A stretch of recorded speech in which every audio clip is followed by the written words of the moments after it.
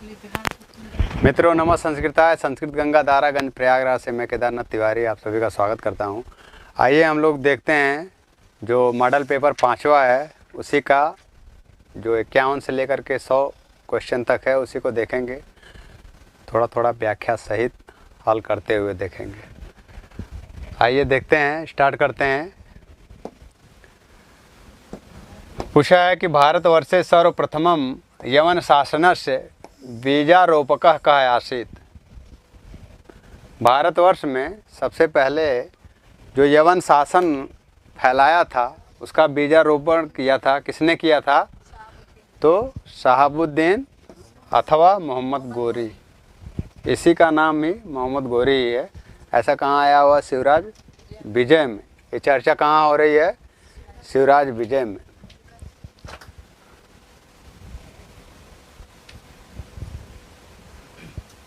आगे पूछा है कि चतुर्विंशति निमेषेषु, निमेषेषु मतलब मिनट, क्या होता है? चतुर्विंशति निमेषेषु यानी 24 मिनट में, मिनटों में या मिनट में शत श्लोका निर्माणात् अंबिका दत्त व्यासः उपाधिं प्राप्तवान। कि मतलब पूछ रहा है कि 24 मिनट में 100 श्लोकों की रचना करने के कारण अंबिका दत्त व्यास को कौन सी उपाधि मिली थी? तो कौन सी उपाधि मिली थी? घटिका शतक। तो घटिका शतक को क्या बोलते हैं? एक घड़ी में कितना होता है?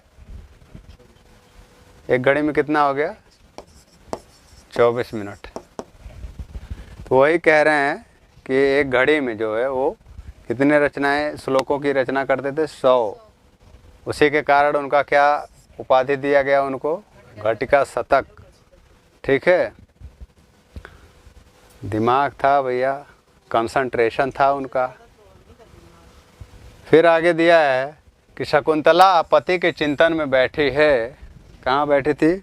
कुटीर में। तो यहाँ दिया है ना, जब वो आए अयम अहम भो दुर्वासा बोले तो फिर बोली प्रियंवदा, ठीक है वो ननु उठज सन्निहिता। तो फिर अनसुईया ने कहा ननु उठज असन्निहिता।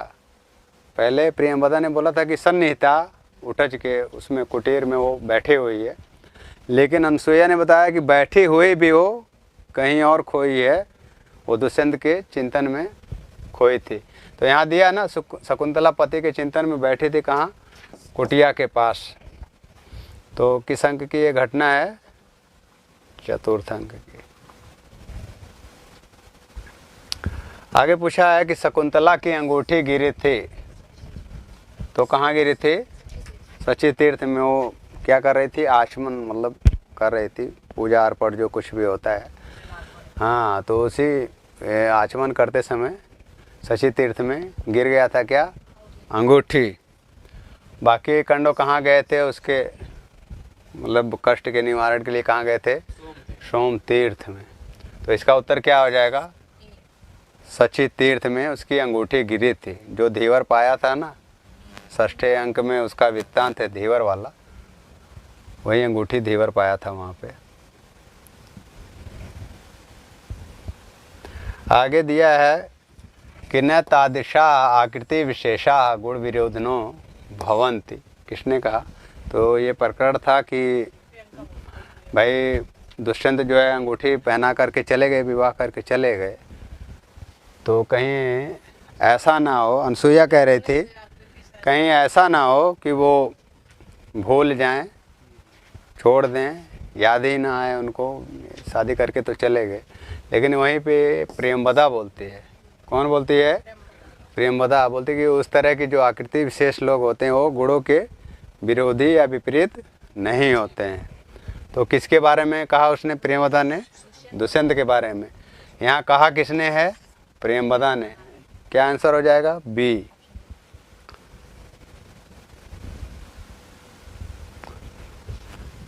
अगला है कि दुष्यंत द्वारा परित्यक्ता शकुंतला किस आश्रम में निवास करती है। ठीक है ना। तो यहाँ पे पूछा है कि जब दुष्यंत ने छोड़ दिया था उनको, किस अंक में? 5वें अंक में। तो उसके बाद वो कहाँ गई थी? मारीच आश्रम में। कहाँ पे? मारीच आश्रम में, हेमकूट पर्वत पर।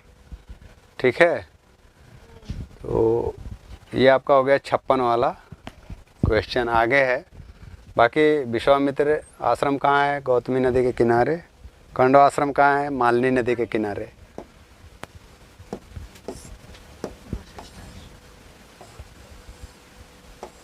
यहाँ देखिएगा, यहाँ दिया है कि शकुंतला ने अपनी विदाई के समय जिस लता का आलिंगन किया उसका नाम क्या था? तो वनज ज्योत्सना। क्या नाम था? वन ज्योत्सना नाम था।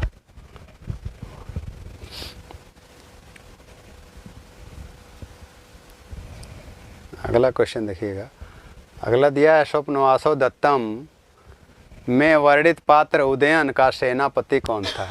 तो जो उदयन राजा था स्वप्नवासो दत्तम में, उसका सेनापति कौन था? तो कौन था? रुमणवान। और प्रधानमंत्री कौन था? प्रधानमंत्री। और आरूढ़ी से क्या थी? दुश्मनी थे, शत्रु थे। और महासेन प्रद्योत क्या थे? राजा थे। इनके यहाँ ससुर थे वासुदत्ता के पिता थे। किसके पिता थे? वासुदत्ता के। और ये जो आरूढ़ी शत्रु है, इन्हीं के जो है ये सारा जो है संपत्ति, धन, सब कुछ हरण कर ले रहा था। तो वही लावाणक जो ग्राम की घटना होती है, किसके द्वारा? योगंधरायण द्वारा। उसको छिपाता है, धरोहर के रूप में रखता है वासुदत्ता को। किसके यहाँ? पद्मावती के यहाँ, अवंतिका के रूप में। तो ये आरूढ़ी कौन है? वही शत्रु है जिससे दुश्मनी है, यानी शत्रु है।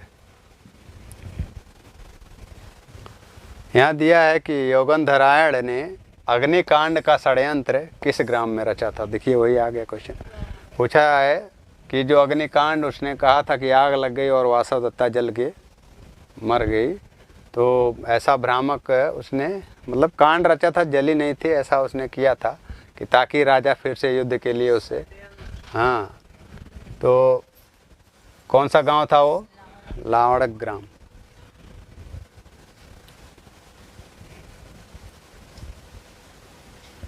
आगे दिया है स्वप्नवासो दत्तम के मंगलाचरण में किस प्रकार की नांदी है?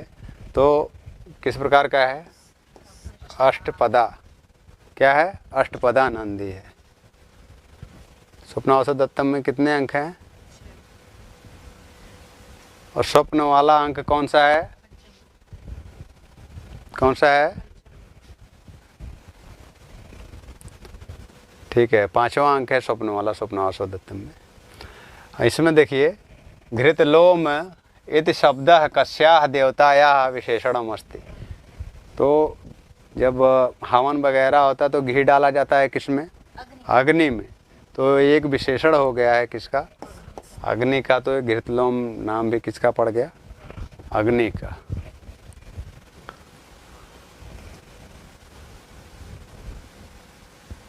आगे दिया है ऋग्वेद के प्रथम सूक्त में मंत्रों की संख्या है। तो ऋग्वेद के प्रथम सूक्त में मंत्रों की संख्या कितनी है?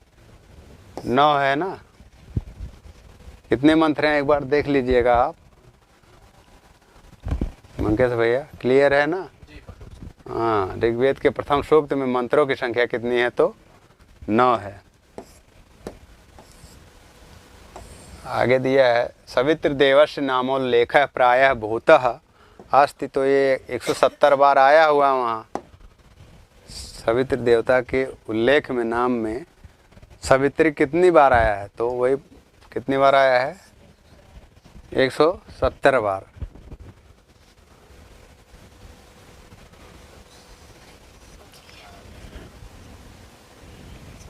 आगे दिया है कि विचक्रमाणा त्रेधो रुकाया, यह किस देवता को व्यक्त करता है? तो विष्णु का।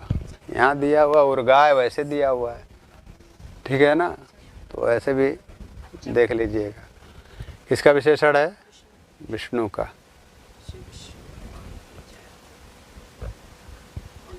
मघवा किसका है विशेषण? मघवा विशेषण किस देवता के लिए है? तो इंद्र के लिए। बाकी इन सब का विशेषण इसके पहले वाले वीडियो में हो चुका है। यहाँ देखिए, यहाँ दिया है कि कठोपनिषद में नचिकेता के पिता ने कौन सा यज्ञ किया था? तो विश्वजित यज्ञ किया था। कौन सा? विश्वजित या सर्वजित? कौन सा ऑप्शन सही हो जाएगा? सी वाला। मंकेश भैया, नचिकेतसः पिता कस्मै तम प्रादात। यहाँ पे कह रहा कि जब नचिकेता ने 2-3 बार 4 बार कहा पिताजी से, वो बूढ़ी गायों को दान कर रहे थे, ऐसी गाय जो मतलब फिर आगे बच्चा न दे सकें और दूध भी ना दे रही थी, तो ऐसी बूढ़ी गायों को दान कर रहे थे नचिकेता के पिता। तो नचिकेता ने वही देकर, तो एक समझ लीजिए कि बैंक के रूप में पूछा कि हमको किसे देंगे आप, हमको किसे देंगे, ऐसा 2-3 बार बोलने पर तो जब उनको क्रोध आया उनके पिताजी को, तो उन्होंने किसको कहा? यमराज को देने के लिए बोला। तो क्या बोले? मृत्युवे तो हम, तो किसको देंगे? वो मृत्यु को।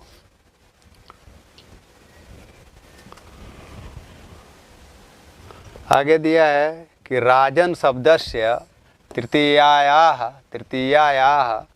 एक वचने किम रूपम भवति। राजन का तृतीया एक वचन में, तो राजा राजानम, राज्ञा राज्ञे, राज्ञा राज्ञा, राजन या राज्ञ। तो कौन सा हो जाएगा? राज्ञा। सप्तमी में देख लीजिएगा, राजन अथवा राज्ञ ऐसा बनता है। ठीक है ना, ये ध्यान में रखिएगा। ना स्पष्ट हो रहा तो ऐसा देखिएगा भैया। राइटिंग को लेकर के हमारे थोड़ा सा सुनते रहिएगा, राइटिंग को बहुत ध्यान नहीं, हम बोले वो चीज़ बोल भी दे रहे हैं। तो सप्तमी का एक वचन में क्या है? सप्तमी का एक वचन राजन या राज्ञ। तो ये तो होगा नहीं, राजन नहीं बनेगा, तो आपको गलत करवाने के लिए दिया गया राजेन। ठीक है,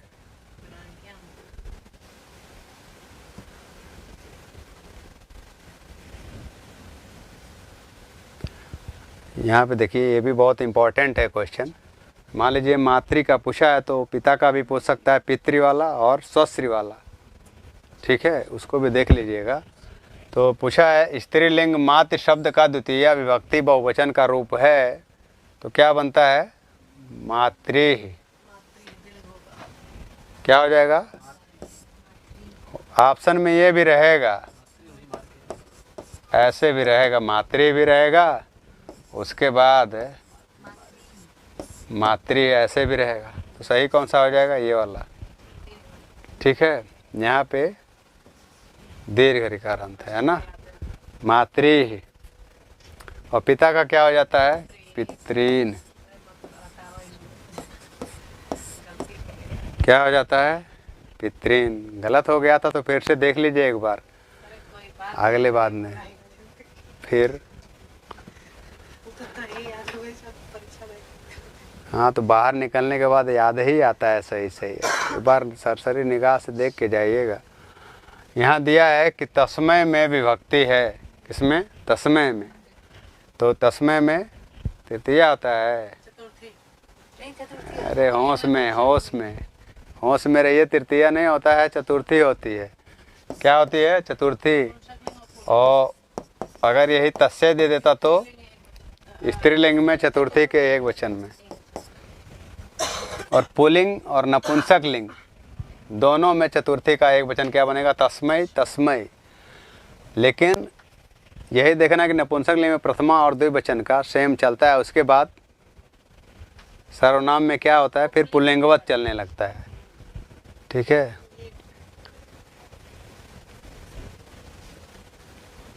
आगे दिया है कि त्वत किस सर्वनाम का रूप है?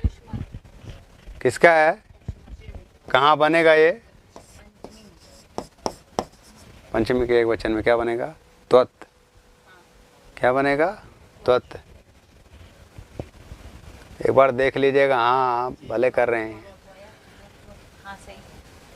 आगे दिया है मया, अहम माम मया, मयम मत मम मई। तो किसका है ये? अहम का, अस्मत् का है। तो चलेगा कैसे? अहम माम मया मह्यम मत मम मई। तो ये मया किस में है? तृतीया के एक वचन में। कौन सा सही हो जाएगा? तृतीया का एक वचन। मया इत्यस्य विभक्तिम वचनम च लिखत। तृतीया का एक वचन क्या हो जाएगा? मया।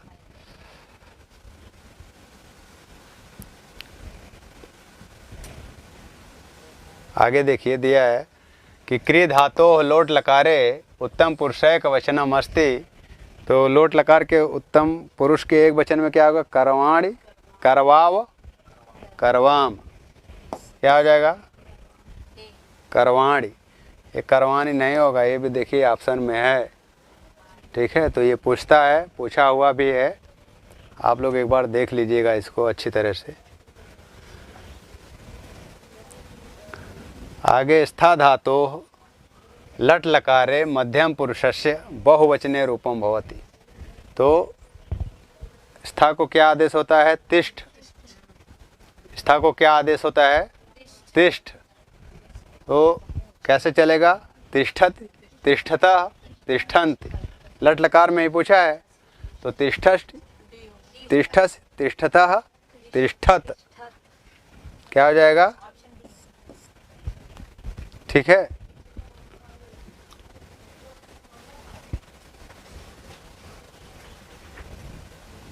अगला देखिए दिया है कि दृश्य धातु का लृट लकार प्रथम पुरुष एक वचन में रूप होगा। दृश्य धातु का जब लृट लकार में जाता है तो क्या हो जाता है? द्रक्षत हो जाता है। क्या हो जाता है ना?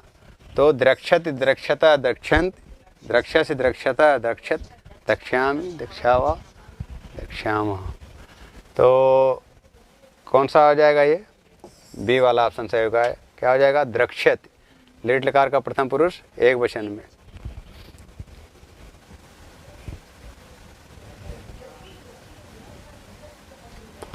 दिया है कि पतंजलि के अनुसार ऋग्वेद की शाखाओं की संख्या है तो कितना माने हैं? 21 माने हैं पतंजलि ऋग्वेद की शाखाओं की संख्या। और 1000 किसका माने हैं? 1000 भी किसी का माना गया है। 100 की 1000। सामवेद का कितना माना गया है? चलिए वो किसी और के अकॉर्डिंग होगा, लेकिन यहाँ पे पूछा है कि पतंजलि के अनुसार ऋग्वेद की शाखाओं की संख्या कितनी है? तो 21। ये तो मतलब बहुत महत्वपूर्ण है तभी पूछा है यहाँ पे। हो सकता है भाई सामान्य परिचय पूछेगा वो वेद का तो पूछ सकता है ना। हाँ, तो दिया है कह वेदः अनियताक्षरावसानात्मको भवति। अनियत अक्षरावसानात्मको भवति। तो किस वेद में ऐसा कहा गया है? यजुर्वेद में। किस वेद में? यजुर्वेद में कहा गया है।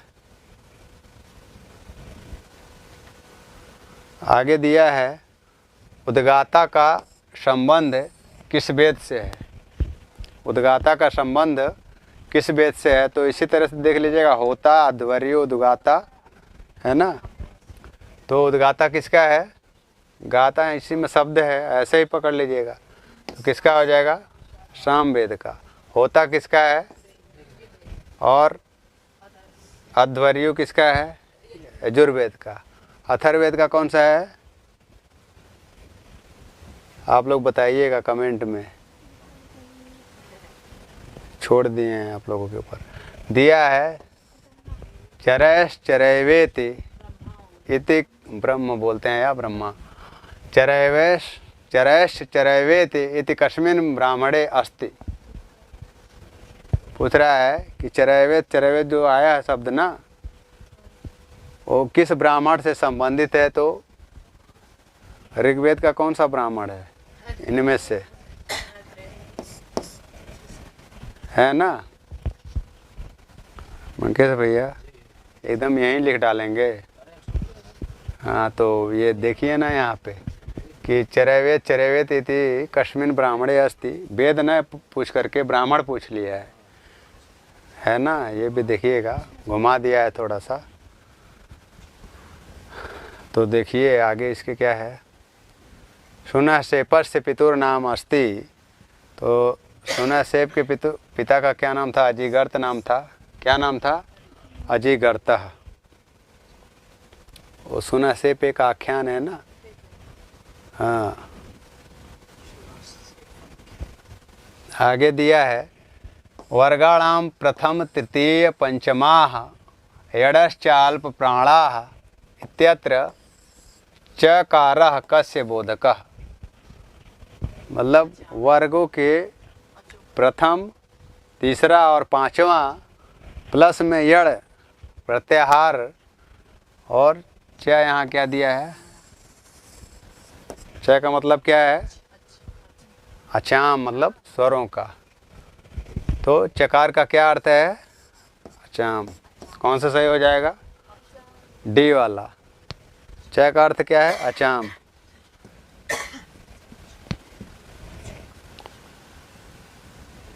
अब आगे पूछा है कि हल क्या है? हल क्या है? प्रत्याहार है। टोटल प्रत्याहार कितने हैं? कितना? 43। कौन बोल रहा है? वो मैं बस व्यंजन। नहीं, व्यंजन नहीं, हम पूछ रहे हैं हल की जो प्रत्याहार है महर्षि पाणिनि द्वारा वो कितने हैं? 42। अगर यूपी टीजीटी में पूछेगा तो 43 हो जाएगा, ठीक है ना। लेकिन बीपीएससी में देना आप लोगों को तो 42 ही लगाना है प्रत्याहार। अगर पूछेगा कि हल प्रत्याहार में व्यंजनों की संख्या कितनी है तो व्यंजन वर्णों की संख्या कितनी है? 33।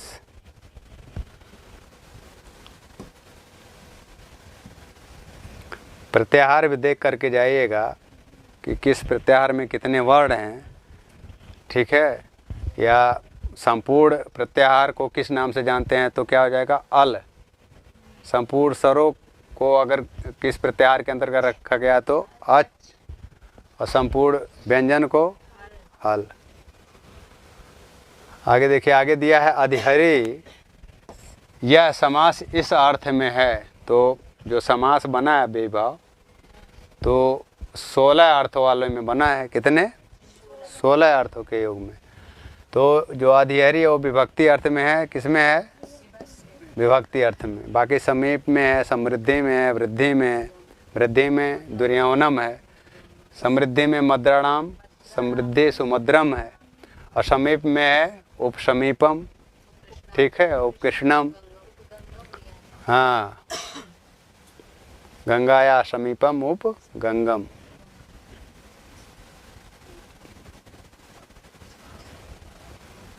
अधिहरि का विग्रह क्या होगा? हरव इति। वो तो लौकिक हो गया था। यहाँ देखिए दिया है, ये भी अव्ययभाव का उदाहरण है। यहाँ दिया है कि प्रतिदिनम में समास कौन सा है तो अव्ययभाव।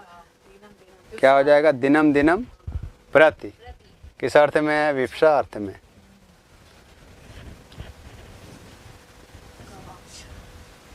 तो गवाक्षय पूछा है, गवाक्षय पद में कौन सा समास है तो गवाम अक्ष इव।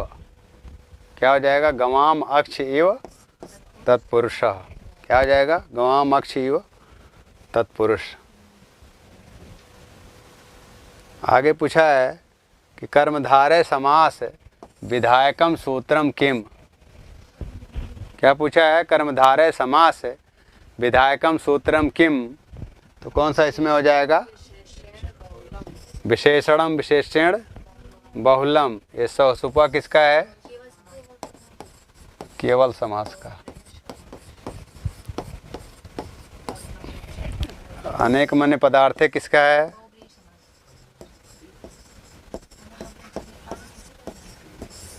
बहुब्रीहि समास का। अर्धम नपुंसकम। कौन सा इसमें सही हो जाएगा? बी वाला ऑप्शन। आगे पूछा है काव्य दीपिका कारेण उपदेशः कतिविधः प्रोक्तः। काव्य दीपिका कार्य के द्वारा उपदेश को कितने प्रकार का बताया गया है? तो कितने प्रकार का बताया है भैया उपदेश? 3 प्रकार का। कितने प्रकार का बताए हैं? 3 प्रकार का। इसके लेखक कौन है? हो सकता है लेखक ही पूछ ले, है ना। तो यहाँ दिया है कि श्रीकांत चंद्र भट्टाचार्य, श्रीकांत चंद्र भट्टाचार्य के द्वारा कस्य आचार्यस्य, किस आचार्य का काव्य लक्षण अंगीकृत, उनके द्वारा किस काव्य के आचार्य का क्या है लक्षण किया गया है, अंगीकृत किया गया है, मतलब वो कहाँ से किससे कौन लिए हैं। तो यहाँ पूछा है कि काव्य लक्षण क्या, काव्य लक्षण किस काव्य का वो अंगीकृत किए हैं, किस काव्य का या किस लेखक का? तो किसका किए हैं? दंडी का। दंडी का देखिएगा, दंडी का है शब्द और शक्ति, शब्द शक्ति है, और ये कौन सा है? काव्य लक्षण है। फिर मम्मट के द्वारा इन्होंने क्या लिया है वहाँ से? काव्य प्रयोजन और काव्य गुण। और विश्वनाथ का क्या लिए हैं? काव्य भेद और काव्य रीति। तो याद रखिएगा कि दंडी का क्या लिए? काव्य लक्षण लिए, और है ना। और मम्मट का क्या लिए हैं? काव्य प्रयोजन और काव्य गुण, और शब्द शक्ति भी ले लिए हैं। और विश्वनाथ का काव्य भेद और काव्य रीति। तो इसका कौन सा आंसर सही हो जाएगा? दंडिना।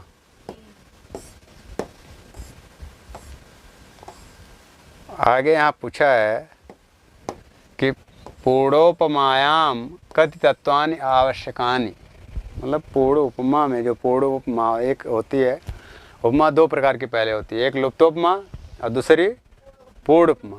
लुप्त उपमा जिसमें जो 4, इसमें कितने तत्व हैं पूछे हैं?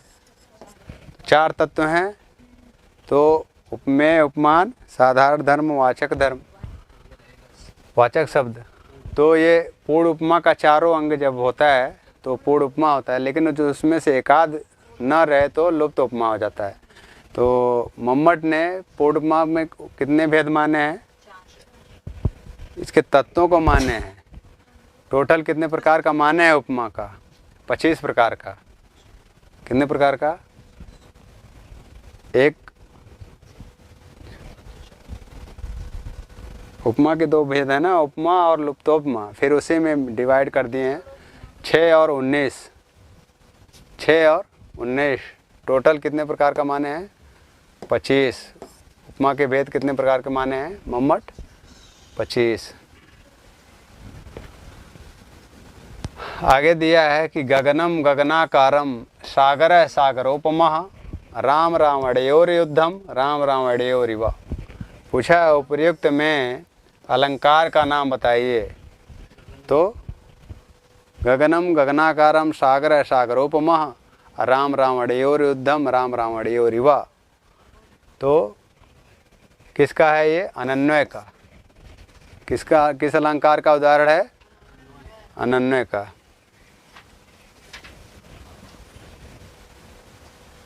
आगे दिया है गद्य, आ गया यहाँ पे। आगे देखिएगा, दिया है कि अधोलिखितम गद्यांशम पठित्वा प्रश्नानाम विकल्पात्मक उत्तरेभ्य उचिततमम उत्तरम चित्वा लिखत। तो उत्तरम चित्वा, उत्तर चुन करके लिखिए। ये जो अधोलिखित गद्य दिया हुआ है यहाँ पे, उसको पठित्वा माने पढ़कर। तो पठित्वा में कौन सा प्रत्यय लगा है? अक्त्वा। अक्त्वा माने कर के अर्थ देता है। अक्त्वा या लेप। लेप कब लगता है? जब उपसर्ग के साथ हो, और उपसर्ग रहित हो तो अक्त्वा लगता है।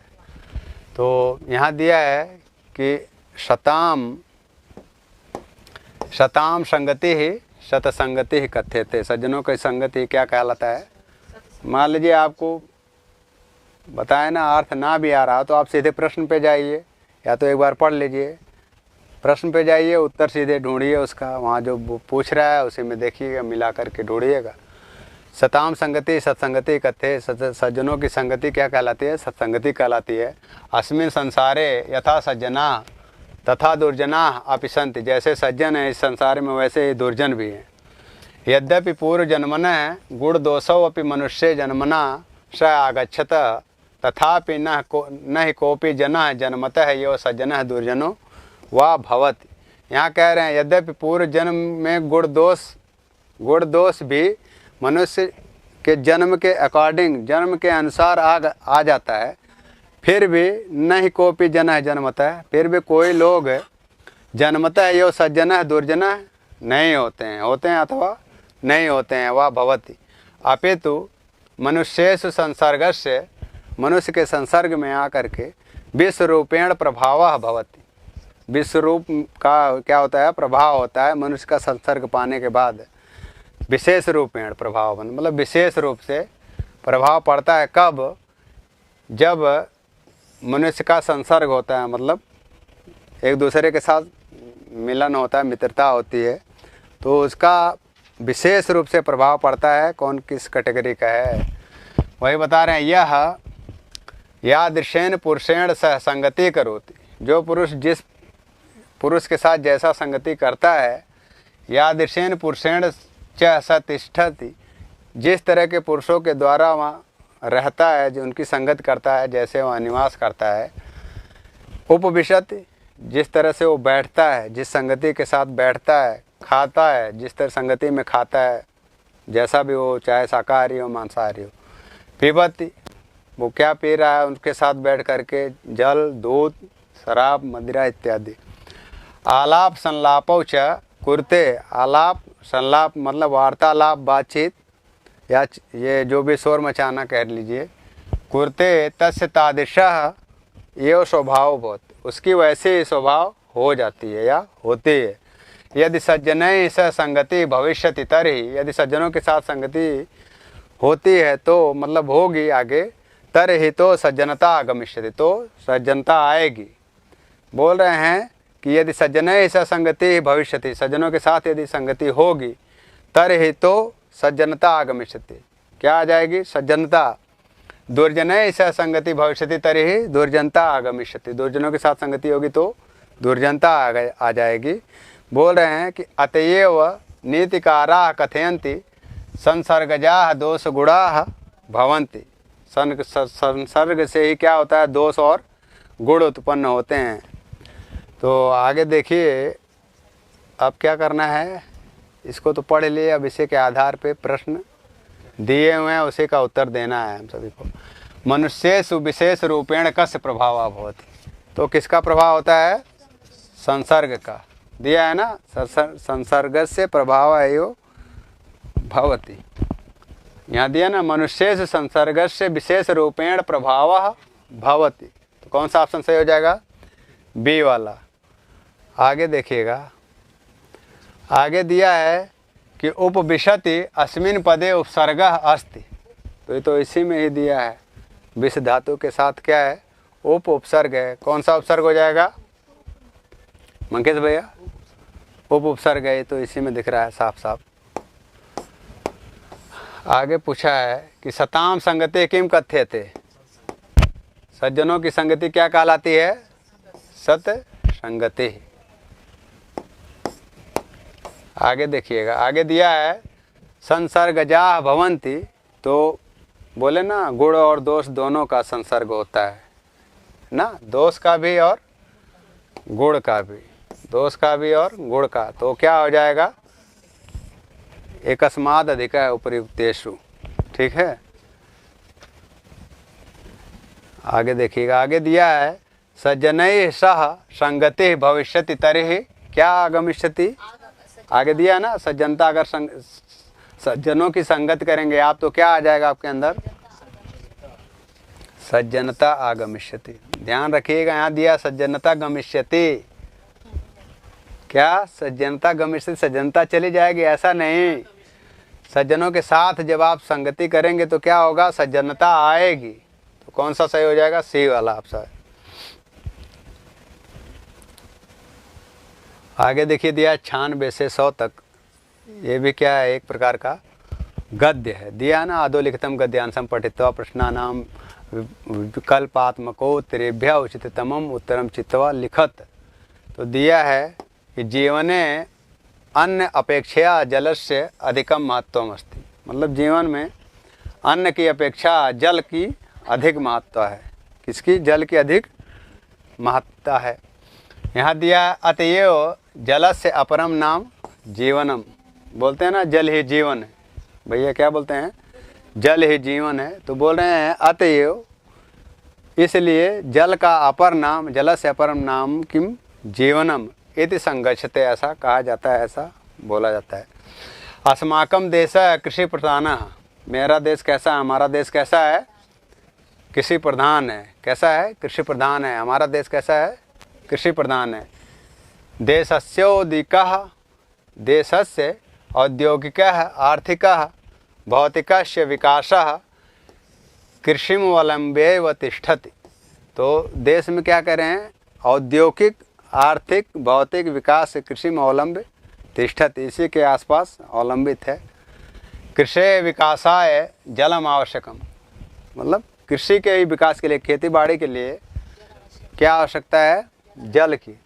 फिर वृष्टि जलेन, नदी जलेन, प्रपात जलेन, कूप जलेन, तड़ाग जलेन व कृषि सेचनम भवति, मतलब वर्षा के जल से, नदी के जल से, प्रपात वो जो झरना होता है उसके जल से, कुएं के जल से, तड़ाग माने तालाब, तालाब के जल द्वारा दिए इनके, अथवा वाह करके, मतलब वाह करके यहाँ दिए हैं कि वृष्टि के जल से, अथवा नदी के जल से, अथवा प्रपात के जल से, अथवा कुएं के पानी से, अथवा तालाब के पानी से कृषि सेचनम, कृषि का क्या होता है? सिंचन होता है, सींचा जाता है। ये च देशा, जो देश है, नदी जलेन शस्य संपन्ना भवंती, कह रहा है कि जो देश नदी जल के द्वारा, शस्य मतलब होता है फसल, क्या होता है? फसल, फसल से जो संपन्न होते हैं, ते नदी मातृका, उनको क्या कहा जाता है? नदी मातृका। मतलब जो देश ऐसे हैं कि जो नदी के जल पे आधारित हैं, मतलब नदियों के जल के द्वारा ही उनका क्या होता है? सिंचन कार्य होता है, तो उन्हें कहा जाता है कि नदी मातृका, मतलब नदी मातृका। और यहाँ दिया है अस्माकम स्नानाय पानाय सस्य सेचनाय च नद्यः जलम वितरन्ति, और हमारे क्या दिया है? स्नान के लिए, पीने के लिए, सस्य माने फसल, सींचने के लिए नद्यः जलम वितरन्ति, नदी के जलों को वितरित किया जाता है। नदीषु तत्र तत्र सेतुम बद्धवा, नदियों में वहाँ सेतुम माने बद्धवा माने बांध कर, जल संचयम च कृत्वा, जल का संचयन करके, जनाः कुल्या द्वारा, जनाः नहर द्वारा, संचितम जलम सुदूरम नयंति, मतलब सींचने के लिए जल को दूर लेके जाते हैं। कहाँ लेके जाते हैं? सुदूरम नयंति, दूर लेकर के जाते हैं। तेन च, उनके द्वारा, और उनके द्वारा क्षेत्राणि सिंचन्ति, क्षेत्राणि माने खेतों को सींचते हैं। क्षेत्र मतलब खेत, खेतों के क्या करते हैं? सींचते हैं। काले वर्षतु पर्जन्य पृथ्वी सस्यशालिनी इति प्रार्थना जलस्य महत्वम सूचयति, मने काले वर्षतु, समय समय पर पर्जन्य है पृथ्वी, सस्यशालिनी क्या होती है? पृथ्वी फसलों से सहित क्या? प्रार्थना जल से महत्वमिति सूचते। फिर आगे दिए न ही शक्नुवन्ति जलम बिना, मतलब संभव नहीं है जल के बिना जीवितम तृणान्यपि, मतलब तिनके समान भी समझ लीजिए कि जल के बिना जीवन नहीं है। आगे दिया है तृणादीनि च, तृणादीनि धेन्वादीनाम पशूनाम आहारा भवन्ति, तो जो तिनका आदि होता है, घास आदि होता है, तो वो धेन्वादि नाम मतलब पशुओं के लिए, पशु नाम आहारा बन, पशुओं का क्या होता है? आहार होता है। वहीं तृण आदि मतलब घास आदि। तो ये हो गया गद्य आपका। अब आगे देखिए, इसी में प्रश्न दिए हुए हैं, उसी का उत्तर इसी में से ढूंढ के लिखना है। दिया है जीवने अन्न अपेक्षा कस्य अधिकम महत्व वर्तते, तो जल की महत्ता अधिक है। जल की महत्ता किससे अधिक है? अन्न से। आगे दिया है जलस्य अपरम नाम किम, तो उसी में दिया था ना गद्य में जीवनम, क्या नाम है? जलस्य, जल का अपर नाम क्या है? जल ही जीवन है, हम लोग बोलते हैं ना। हाँ, तो मतलब जीवनम तो है, लेकिन ये सब उसका क्या है, पर्यायवाची है। क्या है, डी वाला हो जाएगा ना। उसका अपर नाम पूछा है। हाँ, तो मतलब ये तो स्त्रीलिंग में है। आप क्या है, स्त्रीलिंग में है, और हमेशा किस में होता है, बहुवचनांत। किस में होता है, बहुवचनान होता है। तो ये हो गया जीवनम भी, आपा भी और तोयम भी। तो क्या हो जाएगा, एकस्मात् अधिका उपयुक्तेषु। आगे दिया अस्माकं भारत देशः कीदृशः विद्यते। तो वहाँ गद्य में दिया हुआ कैसा है, कृषि प्रधानः। संचितम जलम केन सुदूरम नयन्ति। किसान लोग लेके जाते हैं, किसके द्वारा लेके जाते हैं, किसके द्वारा, कुल्या द्वारा, नदिया द्वारा, तड़ागेन द्वारा, सबके द्वारा तो लेके जाते हैं। गद्य में देख लीजिए, यहाँ दिया है ना, नदी तत्र से तुम बद्ध्वा जल संचयम च कृत्वा जना कुल्या द्वारा संचितम जलम सुदूरम नयन्ति। किसके द्वारा, कुल्या द्वारा। तो यह सही है ना, सी वाला सही है। ठीक है, गद्य में दिया है भाई कुल्या द्वारा। आगे दिया है नद्यः जलम किमर्थम वितरन्ति। तो वहाँ दिया था ना, स्नान के लिए, पीने के लिए, सस्य सेचनाय मतलब फसल सींचने के लिए। सस्य का मतलब क्या होता है, फसल। तो फसलों को सींचने के लिए, फसल के सींचने के लिए भी, स्नान के लिए, पीने के लिए भी। तो क्या हो जाएगा, उपर्युक्तेषु एकस्मात् अधिकः।